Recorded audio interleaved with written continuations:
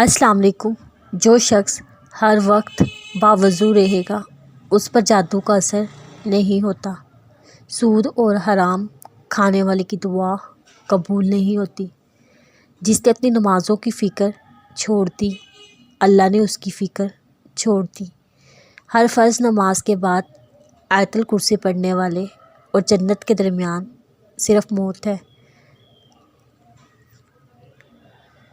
خدا نے اگر دوستی کا رشتہ نہ بنایا ہوتا انسان کبھی یقین نہ کرتا کہ اجنبی لوگ اپنوں سے بھی پیارے ہو سکتے ہیں۔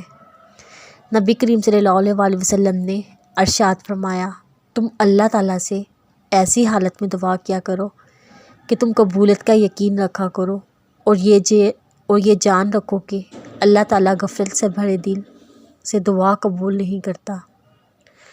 اللہ بہتر کرے گا، لیکن اگر اللہ نے بہتر نہ کیا تو صبر کرو۔ اللہ اگر بہتر نہیں کرے گا تو بہترین کرے گا۔ یقین ایسا ہو سامنے سمندر ہو اور تم کہو نہیں، میرا رب راستے بنائے گا۔ جو تم سے نہیں ہو رہا اسے اللہ کے حوالے کر دو، پھر دیکھو کیا ہوتا ہے۔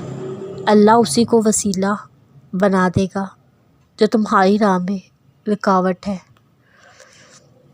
دعا اور یقین دونوں نظر نہیں آتے، بے رنگ ہوتے ہیں، مگر یہ دونوں وہ رنگ لاتے ہیں جو ناممکن کو ممکن بنا دیتے ہیں۔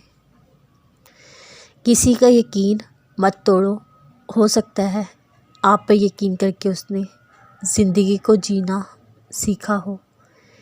ایک آدمی نے کسی بزرگ سے پوچھا، میرا اللہ اس وقت کیوں نہیں سنتا جب میں مانگتا ہوں؟ بزرگ نے مسکرا کر کہا، وہ تیرے گناہوں کی سزا بھی اس وقت نہیں دیتا جب تو کرتا ہے۔ خدا تم سے بہت پیار کرتا ہے، اس بندے کی اوقات کیا ہے جو تم سے نفرت کرتا ہے؟ جب اللہ تمہیں کنارے پر لا کر کھڑا کر دے اس پر کامل یقین رکھو، کیونکہ وہ دو چیزیں ہو سکتی ہیں، یا وہ تمہیں تھام لے گا یا تمہیں اڑنا سکھا دے گا۔ یقین سے بڑھ کر یقین، نفرت کی سب نشانیاں ملنے کے باوجود، خدا کی محبت پر یقین، قہر کی سب علامتیں دکھائی دینے کے باوجود، اس کے رحم پر یقین۔